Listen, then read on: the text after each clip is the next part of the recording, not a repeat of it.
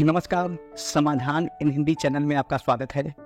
मेरे आज के वीडियो में मैं आपको एक बहुत चर्चित पोयम जिसका नाम है टू हिज क्वाय मिस्ट्रेस के बारे में मैं बात करूंगा। और आज के मेरी वीडियो का टॉपिक यही पोयम है जिसका नाम है टू हिज क्वाय मिस्ट्रेस, जिसके राइटर एंड्रू मार्वेल जी हैं। एंड्रू मार्वेल जी का जन्म 1621 ईस्वी में हुआ और इनकी मृत्यु 1678 ईस्वी में हुई। यह 17वीं शताब्दी के एक मेटाफिजिकल पोएट थे। मेटाफिजिकल पोएट का अर्थ होता है आध्यात्मिक कवि। तो यह एक आध्यात्मिक कवि है। उस समय कवियों का जो समूह था उसमें जो मेटाफिजिकल पोएट्री लिखते थे उसमें एंड्रू मार्वेल जी का स्थान सबसे ऊपर था। और यह मुख्य रूप से ये सबसे ज़्यादा प्रमुख मेटाफिजिकल पोएट रहे हैं। तो जो मेरा present poem to his coy mistress है उसके बारे में मैं चर्चा करूँगा और इस पोएम के बारे में मैं एक एक लाइन का आपको स्टेप बाय स्टेप इसका एक्सप्लेनेशन करके मैं आपको बताऊंगा, लेकिन वह एक्सप्लेनेशन हिंदी में होगा। और इस एक्सप्लेनेशन को समझने के लिए, इस पोएम को पूरी तरह से समझने के लिए हमको इस पोएम के बारे में थोड़ा सा कुछ आउटर नॉलेज के बारे में मैं बात करूंगा कि यह सब आपको पता रहेगा। तो इस पोएम को मतलब आप इस पोएम का समझने में आपको काफ़ी ज़्यादा मदद मिलेगी।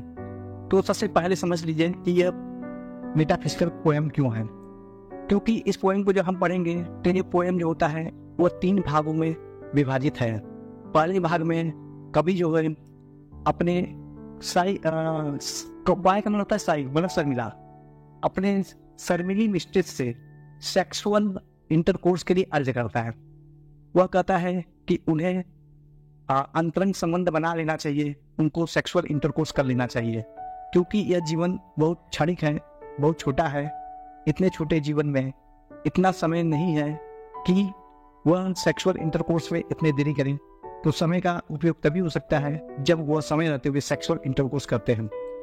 और उसके बाद एंड्रू मार्वेल जी ने मिस्ट्रेस को समय का और डेथ का के बारे में बताया, क्योंकि जो समय और डेथ होता है वह इनएविटेबल होता है, वह अनिवार्य होता है, अटल होता है, वह किसी भी प्रकार से उसको टाला नहीं जा सकता है।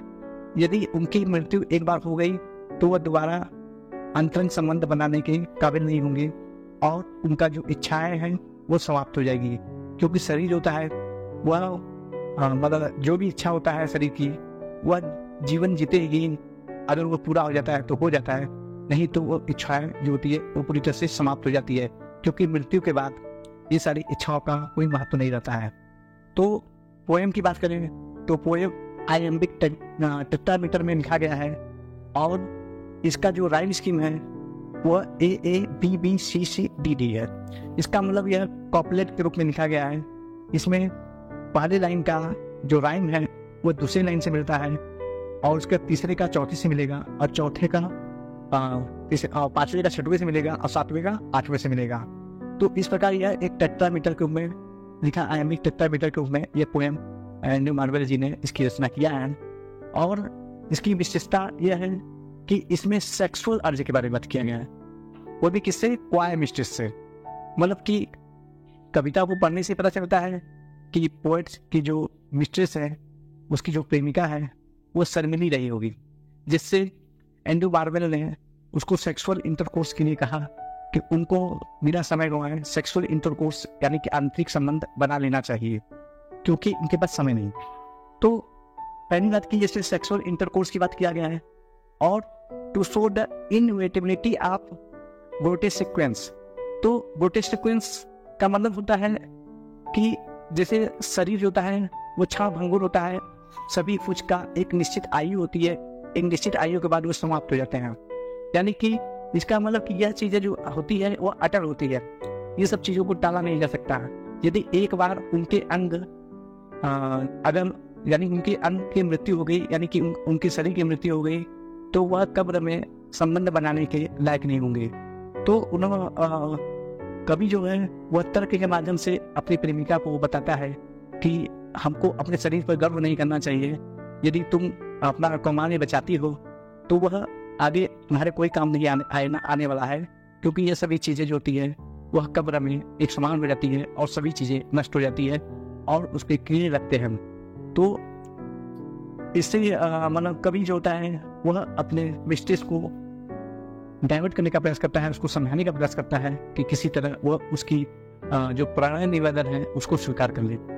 उसके बाद morality of organs and immorality of the soul, जैसा कि मैंने बताया था कि इसमें अंगों की नश्वरता के बारे में बताया गया है और आत्मा की अमरता के बारे में बताया गया है। कवि कहता है कि हमारा शरीर जो है वो तो नश्वर है, लेकिन हमारी आत्मा अमर होती है। लेकिन आप उस अमर जो हमारी जो अमर आत्मा है वह अपना प्रेम कैसे प्रदर्शित कर सकता है, जब तक कि उनके बीच अगर कोई सेक्सुअल रिलेशन ही नहीं बना है तो वह मतलब कि उसको दार्शनिक पहलू से कैसे जोड़ा जा सकता है। तो दार्शनिक पहलू से भी जोड़ने के लिए सेक्सुअल इंटरकोर्स तो आवश्यक ही है। तो इसलिए उन्होंने कहा कि यह जो अंग है वो समाप्त हो जाते हैं, लेकिन जो आत्मा होती है वो कभी समाप्त नहीं होती है, क्योंकि आत्मा जो होती है वो समय से बनी नहीं होती है। और इसके बाद यहाँ पे इन सब चीज़ों को प्रयोग करने के लिए कवि ने एक्सटेंडेड मेटाफर ऑफ कंसीट का प्रयोग किया। मेटाफर मतलब उन्होंने कई चीज़ों को रूपक के रूप में उन्होंने यूज किया है और अपने मिस्ट्रेस को समझाने का प्रयास किया है। अब कंसीट मतलब होता है कि ऐसे शब्दों का प्रयोग जो मतलब मति भ्रम कर सके, जो मतलब कि मन में एक भ्रम की उत्पत्ति उत्पन्न करे, तो वो कंसीट का प्रयोग होता है। तो यहाँ पे एक्सटेंडेड मेटाफर ऑफ कंसीट से ये भरा हुआ है। Inevitability of death and time, कभी कहता है कि टाइम और जो डेथ होता है वह अटल है, वह निश्चित है, वह अनिवार्य है, वह आता ही है। तो यह चीजें आएंगी और यदि एक बार ये चीजें आगे आ गई तो दोबारा हम मतलब कि अपने इस जो हमारा जो उद्देश्य है उस उद्देश्य की पूर्ति हम नहीं कर सकते। और इसके बाद उन्होंने कहा कि overcome on time through sexual intercourse. उसने कहा कि यदि हम समय पर विजय प्राप्त करना चाहते हैं, समय को जीतना चाहते हैं और समय को मात देना चाहते हैं, तो हमको सेक्सुअल इंटरकोर्स कर लेना चाहिए। इस प्रकार जो कवि है, कवि का एक सेक्सुअल अर्ज है अपने मिस्ट्रेस से, यही इस कविता का मुख्य विषय है। कि इस जो पोएम का मतलब जो आंसर था उसको बहुत साल बाद जब 19वीं शताब्दी में टी.एस. इलियट जी आए तो उन्होंने इसका मतलब बताया कि इसका क्या जवाब होना चाहिए। तो उन्होंने एक पोएम की रचना की, the love song of J Alfred Prufrock. तो उसमें उन्होंने मतलब कि मार्वेल जी के इस पोएम का उन्होंने जवाब दिया है, जिसके बारे में मैं बाद में चर्चा करूंगा। अभी हमारा जो विषय है वह एंड्रू मार्वेल का टू हिज क्वायर मिस्ट्रेस है। अब चलिए मैं अपना किताब उठा लेता हूँ और इस किताब को मैं आपको स्टेप बाय स्टेप मैं आपको एंड्रू मार्वेल जी का पोएम जिसका नाम टू हिज क्वायर मिस्ट्रेस है उसके बारे में मैं बताऊंगा। तो आप लोग देखते रहिए। Had we but word enough and time, this coyness lady were no crime. Had we but word enough and time, काश हमारे पास पर्याप्त समय और स्थान होता है। यहाँ हैड का मतलब होता है काश। तो यानी कि यहाँ कवि कहता है कि काश यदि ऐसा होता कि हमारे पास बहुत ज़्यादा समय होता और स्थान होता। This coyness lady were no crime. तो उसने अब कहा कि मेरे प्रिय, तो इस प्रकार का शर्माना, तुम्हारा इस प्रकार से शर्माना कोई अपराध न होता। यानी कि मैं तुम्हारे इस शर्माने को भी मैं कोई अपराध न मानता यदि हमारे पास बहुत ज़्यादा समय, बहुत ज़्यादा टाइम होता। तो आगे कर रहा है, we would sit down and think which way to walk and pass our long love's day. कर रहा है कि हम एक दूसरे के साथ बैठ सकते थे और इस विषय पर बात कर सकते थे कि किस प्रकार हमको अपने लंबे प्रेम को व्यतीत करना है और अपने प्रेम को पूर्णता तक पहुंचाना है। तो यहाँ पे कहा है कि अगर हमारे पास बहुत ज़्यादा समय होता, स्थान होता, तो हम इस पे बेकायदे चर्चा कर सकते थे और हम यह निर्धारित कर सकते थे कि हम अपने इस लंबे प्रेम को किस प्रकार प्रदर्शित कर सकते हैं। दाऊ बाय द इंडियन गंगेसाई, और उसने कहा कि तुम जो है भारत में बहने वाली गंगा नदी के किनारे बैठकर सूडेस्ट रूबीज फाइंड, मतलब कि आराम से रूबी को इकट्ठा कर सकती थी। रूबी एक प्रकार का पत्थर है जो लाल रंग का होता है। तो उसने कहा कि यह सब फालतू मतलब फालतू चीज़ों को करने के लिए हमारे पास पर्याप्त समय होता है कि तुम आराम से भारत में बहने वाली गंगा नदी के किनारे बैठकर रूबी को इकट्ठा करती। आई बाई टाइड ऑफ हमर वुड कंप्लेन, आई वुड, और कह रहा है कि आई बाई टाइड ऑफ हमर वुड कंप्लेन। हमर एक नदी है जो कि कनाडा में बहती है, तो उसने कहा मैं कनाडा में बहने वाली हमर नदी की लहरों से मैं तुमसे शिकायत करता, वुड कंप्लेन, मैं तुमसे शिकायत करता। I would love you 10 years before the flood.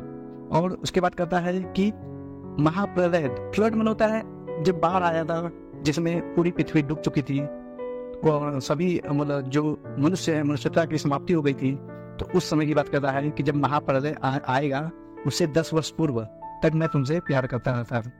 तो love you 10 years before the flood and you should if you please refuse. और तुम अपनी मर्जी के अनुसार, ठीक है, तुम अपनी मर्जी के अनुसार मेरे प्यार को till the conversion of the Jews, यहूदियों के परिवर्तन तक इनकार कर सकती थी।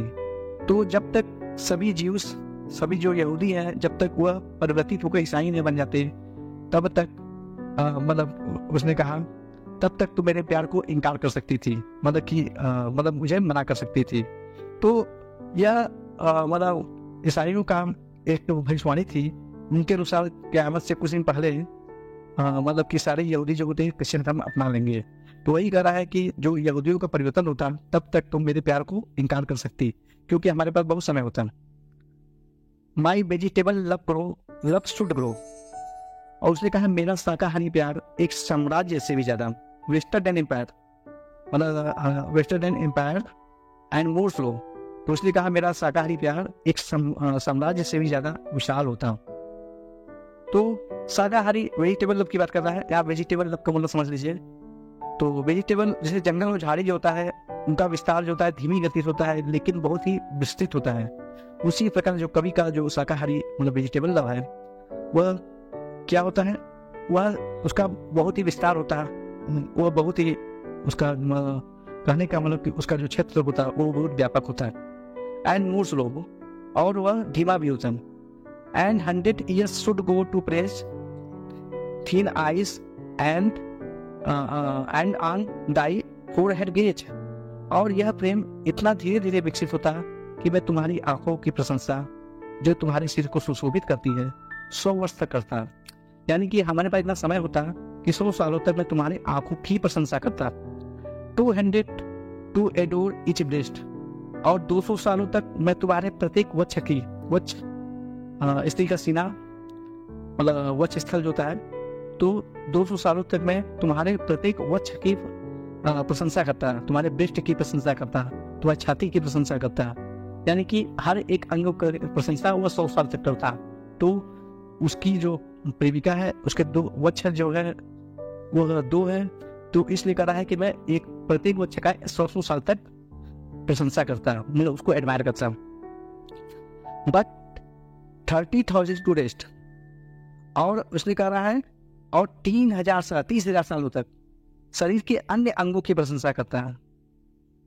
तो यानी कि शरीर के अन्य भाग जो उसकी क्या कहते हैं प्रेमिका है, जो शरीर उसका मतलब कि वह सिर से लेकर पांव तक जो बहुत ही सुंदर है, उसके सभी अंगों की प्रशंसा वो 30,000 सालों तक करता कम से कम।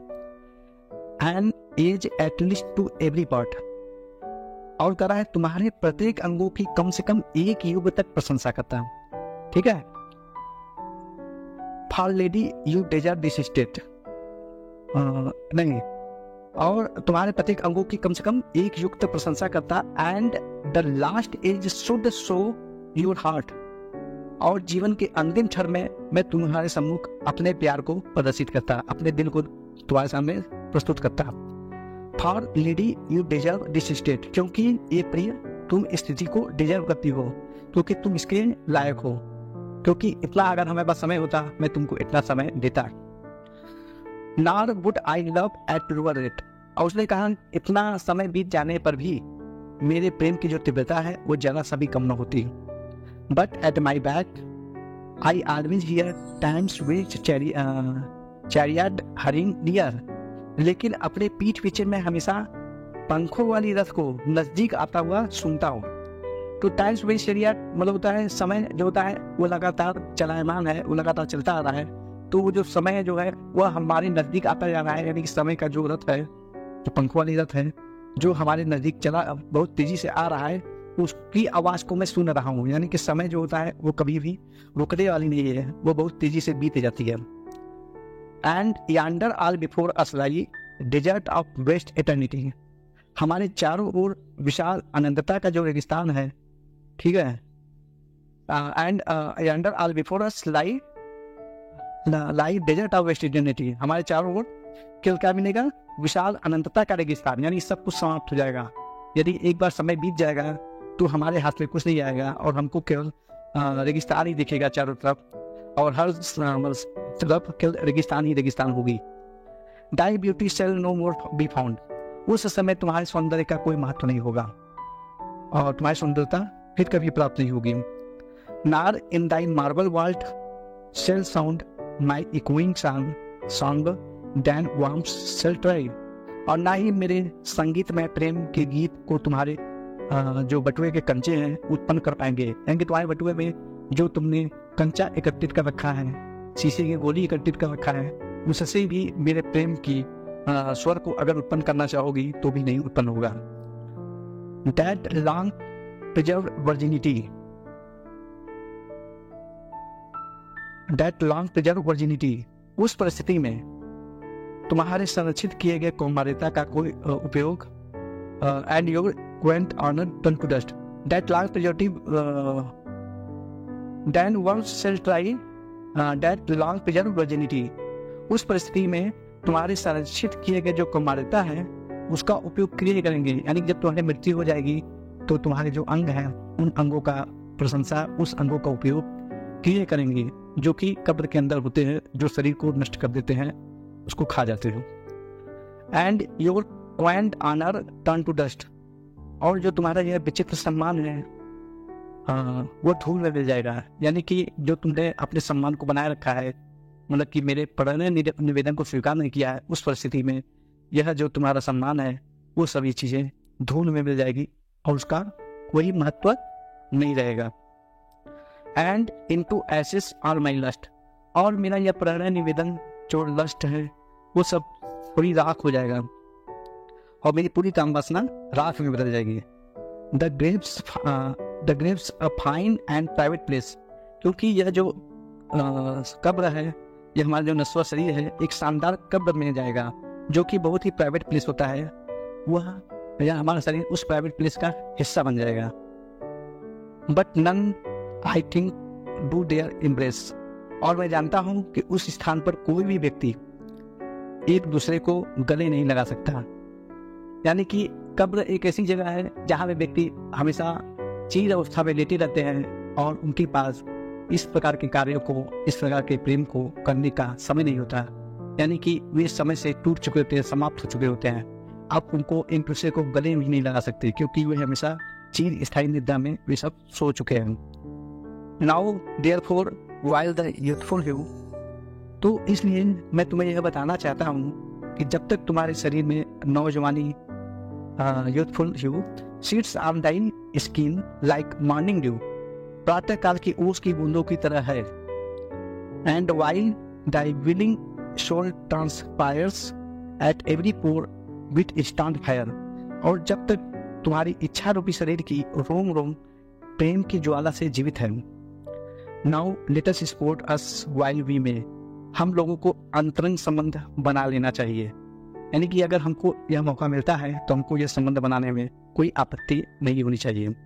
And now like amorous birds of prey, अब प्रेम में लीन शिकारी चिड़िया की भांति rather at once our time devour, हम लोगों को तुरंत प्रेम भोज, डिवर होता है डिनर, हम लोगों को तुरंत प्रेम भोज में शामिल होना चाहिए।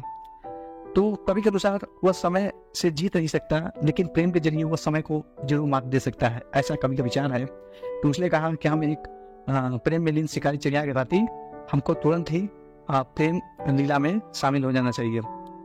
Dan language in hitch slow chopped power, या चॉप्ड मतलब होता है चॉप्ड, तो यहाँ पे कर रहा है इससे पहले मृत्यु की जो धीमी जबड़े हैं, ठीक है, जो स्लो चॉप्ड पावर है जो हमको निगल ले, तो इससे पहले कि मृत्यु की जो धीमी जबड़े हैं हमको निगल ना ले, उसके पहले हम लोगों को यह कार्य कर लेना चाहिए। Let us roll all our strength and all our sweetness up into one ball. अब हमको करना क्या चाहिए? हमको अपनी संपूर्ण सामर्थ्य और प्रेम को एक गेंद में एकत्रित करना चाहिए, मतलब कि हमारा जो एक लव बॉल हो उसको एकत्रित करना चाहिए। And tear our pleasures with rough strife through the iron gates of life. और हम मतलब कि रफ स्ट्राइक मतलब बहुत ही ज़्यादा संघर्ष करके, ठीक है, बहुत ही ज़्यादा संघर्ष करके हम इस जीवन रूपी सलाखों से बाहर निकलकर अपनी संतुष्टि को प्राप्त कर सकते हैं। यानी कि माने ही इस क्रिया में हमारा प्लेजर जो होता है, ठीक है, हमारा जो सुख सुविधाएं हैं इस संघर्ष में छीड़ हो जाए, लेकिन हम जीवन के उस मतलब जेल रूपी सलाखों को हम चीर के बाहर आ जाएंगे, ताकि हम जीवन मरण से परे हो जाएंगे। Thus, though we cannot make our son stand still, and we will make him run. अंत में कवि कहता है, यद्यपि हम सूर्य का निर्माण नहीं कर सकते, लेकिन उसकी चाल को धीमी करके हम अपने प्रेम को अधिक से अधिक प्रदर्शित कर सकते हैं, यानी सूर्य की गति को विधायित कर सकते हैं। समय को जीतने का यही तरीका कवि के मन में आता है। उसने कहा कि यदि हम कुछ कर सकते हैं तो केवल इतना कर सकते हैं कि हम अपने सूरज को बना तो नहीं सकते, लेकिन हम अपने सूरज की जो चाल है उसको धीमी कर सकते हैं, ताकि हम अपने इस प्रेम को कर सकें, अब इस प्रेम को पूर्णता तक पहुंचा सकें। तो इस प्रकार इस पोएम पे समाप्ति होती है, और आशा करते हैं आपको मेरा यह वीडियो पसंद आया होगा। यदि आपको मेरा यह वीडियो पसंद आया है तो मेरे चैनल समाधान इन हिंदी को सब्सक्राइब करना ना भूलें, और यदि आपने मेरे चैनल को सब्सक्राइब कर रखा है तो आप सभी का बहुत बहुत धन्यवाद। आशा करते हैं कि आप मेरे इस वीडियो को लाइक और शेयर भी करेंगे। तो अब मैं आपसे फिर एक नए वीडियो एक नए टॉपिक पर मिलूंगा, तब तक के लिए नमस्कार।